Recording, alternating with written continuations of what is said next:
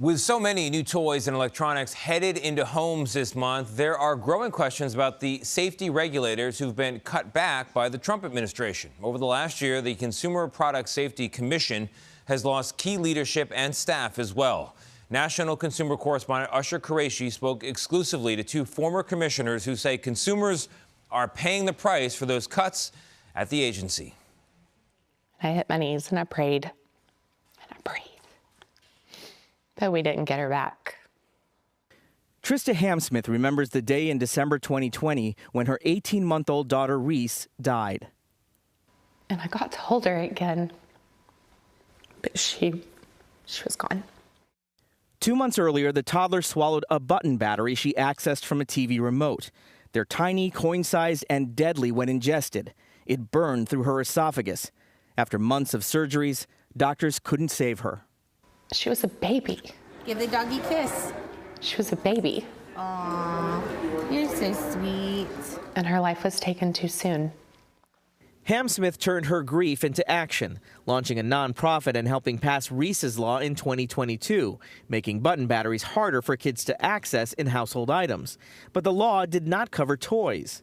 Button batteries are a hidden hazard every day. Her next push to get the Consumer Product Safety Commission, or CPSC, to apply those same standards to toys stalled this past summer. Former CPSC Commissioner Richard Trumka blames current leadership. This rule would have simply made toys, the thing that we intentionally put in our children's hand, as safe as everything else they get their hands on. It's as common sense as you could possibly get, and somehow it's not moving forward.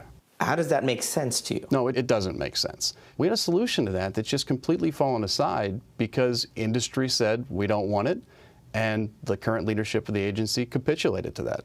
Trumka alleges in May the Trump administration illegally removed him and fellow Democratic commissioners Alex Hohn-Sarek and Mary Boyle and cut critical agency staff. He claims more than a dozen other proposed safety rules have also stalled since then. What does that mean for the American public? The American public remains at risk. People will be injured and people will die as a result of inaction from CPSC. The CPSC was created by Congress as an independent agency with 5 bipartisan commissioners meant to be free of political pressure.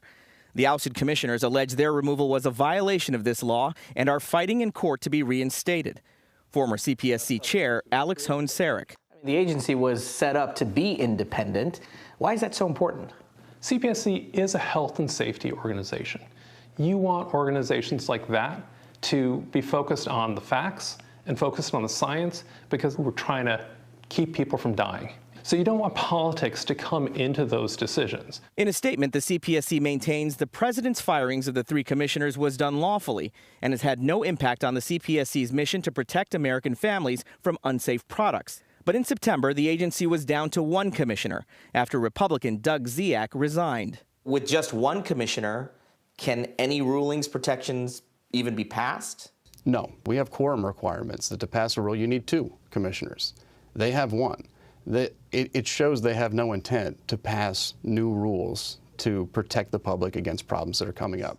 Hamsmith says for parents like her, it's more than bureaucratic stalemate. On a level like mine, a story like Reese's, why this agency is so important.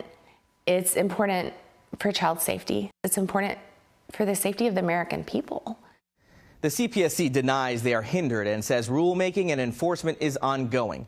When asked about the stalled battery rule, the CPSC said it measures success based on how many unsafe products it keeps out of the hands of American consumers, not the number of regulations it enacts.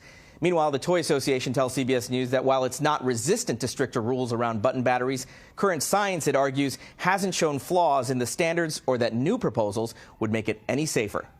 For CBS Mornings, I'm Usher Qureshi.